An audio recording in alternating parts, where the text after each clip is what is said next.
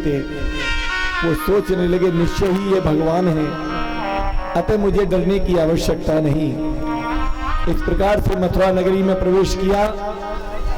ग्वाले वाले कन्हैया के साथी भी साथ हैं। उन सब ने कहा कि हमें पहले मथुरा नगरी दिखा दीजिए। बलराम कहने लगे अक्रूर काका, हम जब तक मथुरा नगरी में भ्रमण करके आते हैं तब तक आप चलिए। मार्ग में उतर गए। सभी ग्वाले वाले मिलकर के कन्हैया के साथ बलराम के साथ मथुरा की नगरी की गलियों में घूमने लगे। बड़े बड़े मार्गों से जाते हैं, छोटी छोटी गलियों से जाते हैं, लेकिन अट्ठारियों पर रहने वाले मथुरावासी जितनी नारियां थीं, उन्होंने अपने पुष्पों की सुमनों की वर्षा करने लगे। सब आपस में बतलाते, अरे सखी, ये वही है जो अवतार ग्रहण करते हैं, ये वही परमात्मा है जो युगों युगों में अवतार लेते हैं।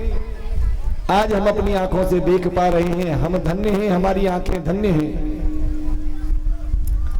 जिस गली से श्याम सुंदर और बलराम मथुरा में निकल जाते हैं, वहीं पर पुष्प वर्षा होने लगती है। लेकिन कन्हैया के पीछे रहने वाले ग्वाल बाल, जैसे कन्हैया 11 वर्ष 11.5 वर्ष के हैं, ऐसे ही उनके 5 साल के 7 साल के 8 साल के मित्र हैं। सबके सब कहने लगे कन्हैया रे कन्हैया, ये ऊपर से जो तेरे ऊपर फूलन की बारिश हो रही है ना, तेरे लिए तो कन्हैया आनंद आ रहा हो, पर हमें तो शर्म बड़ी आ रही है भैया। अरे भाई शर्म क्यों आ रही है? कि हमें शर्म यूं आ रही है भैया कि शहर वाले के कपड़ा तो बहुत अच्छे हैं, पर हमारे तो कोई गांव के धोती कुर्ता बगलबंदी फटे पुराने कपड़ा से लग रहे भैया, मेले से हमें तो अच्छा ना लग रहा।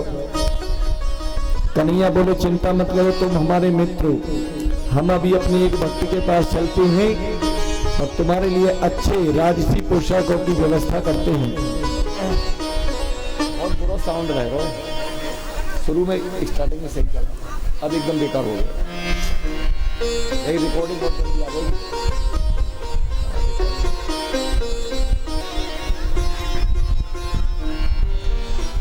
महाराज कंस का जो धोबी था, जो सरकारी कपड़ों को धोया करता था, रास्ते में मिल गए। कन्हैया ने कहा मामा राम राम। बोले भाई कौन?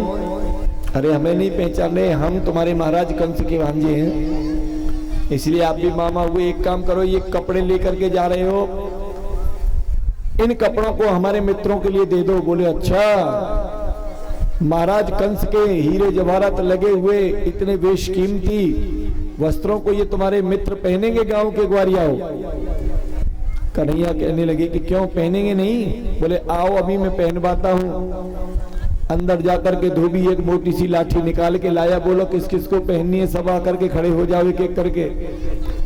कन्हैया बोले वाह मामा वाह, हम तो सोच रहे कोई अच्छा सा वस्त्र पहनाएंगे, तुम तो लठ लेकर के खड़े हो गए। कन्हैया बोले एक काम करो, सबसे पहले तुम हमें ही पहनाओ। धोबी ने बड़े प्रहार करे, लेकिन भगवान का शरीर कोई प्रहार के लिए थोड़ी है, वो तो एक अव्यक्त है, दिव्य शरीर है भगवान।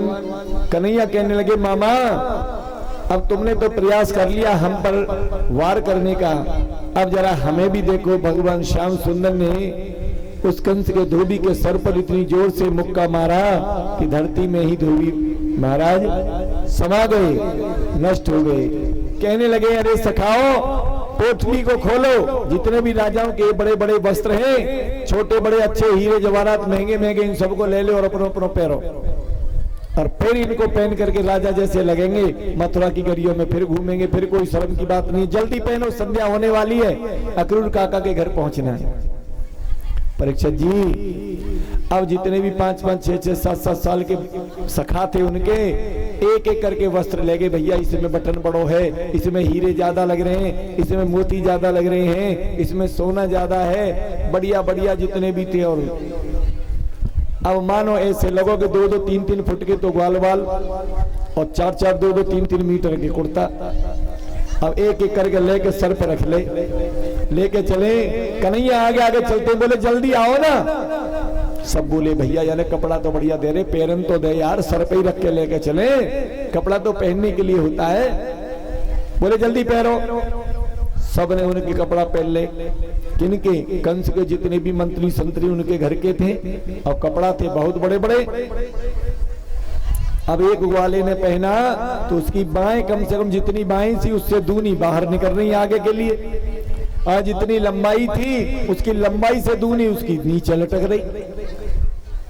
अब एक बोलो भैया कपड़ा तो बढ़िया है, कीमती है, राजा महाराजा जैसे हैं, पर हमारा शरीर तो छोटो पर को कपड़ा बड़ो है वो, अब कैसे हुए? तो बोले कोई बात ना है, नीचे वालों सामान पैरो ही मत, खाली इसे ही पकड़ो, हाथ से पकड़ लो जितना बड़ो हो लेके चलो। अब इस तरह से ही सबने काम किया। कन्हैया आगे आगे चले और बड़े बड़े कपड़ाओं को पहन करके उनके ग्वाले वाले सखा पीछे पीछे जाने लगे। अब श्याम सुंदर बोले अरे भाई अब तो अच्छे कपड़े भी पहना दिए तुमने, अब तो जल्दी जल्दी चलो, सब जगह घूमना है, पूरी नगरी को देखना है। दूसरा बोले लाला कि हाँ भैया पहले तो हमें शर्म लग रही, हमारे कपड़ा अच्छे ना है। बोले अब तो राजा महाराजा वाले पहनवा दिए तुम्हें। बोले भैया अब तो पहले तो ज्यादा शर्म लग रही है। क्यों? कि पहले अपने जैसे होते फटे टूटे हाथ तो नाप के, भैया ये तो बेनाप के हैं। पीछे देखियो हम तुम्हारे मूत्र यार, आगे तो पुष्प वर्षा हो रही है और पीछे वाले यूं कह रहे हैं कि इनके कपड़ा तो पूरी सड़क में साफ कर रहे हैं, पूरी पूरी एक तरफ। अब देखे तो सब खिचड़ते आ रहे। बोले भैया ये तो बहुत बड़ी बेइज्जती है रही है। बोले चलो कोई नहीं, एक हमारा मित्र है दर्जी, उसके पास जाते हैं। भगवान दर्जी के पास के, दर्जी ने बहुत ही स्वागत सम्मान किया, पूजन किया। उन्होंने कहा भाई हमारे सखाओं के वस्त्र जो है इनके शरीर के अनुरूप बना दो, और उसने वैसा ही किया। भगवान ने प्रसन्न होकर के दर्जी को वरदान दिया कि चिंता मत करो, अब तो हम घूमने आए हैं खाली हाथ, लेकिन कलयुग में तुम्हें कपड़ा से भी ज्यादा सिलाई मिलेगी। सो आजकल जा रही है। बोलो राधे रानी सरकार की। भैया इस प्रकार से श्याम सुंदर वहां रहे। एक बजरिया में घूमते हुए क्या देखते हैं कि एक कंस की दासी जिसका नाम था कुब्जा, 3 जगह से टेढ़ी उबटन बनाती थी कंस के शरीर पर लगाने के लिए चंदन का, बहुत ही सुंदर। महाराज उसे लेकर के एक सोने की कटोरी में लेकर के जा रही थी पात्र में। तभी कन्हैया ने कहा कि अरे सुंदरी ये उबटन थोड़ा सा हमारे भी मस्तक पर लगाओ। और सुंदरी शब्द सुनते ही वो कुब्जा ने पलट करके देखा कि मैं कुबड़ी हूं, किसी ने हाथ से विनोद में मुझे सुंदरी कहा है, जबकि मैं सुंदरी तो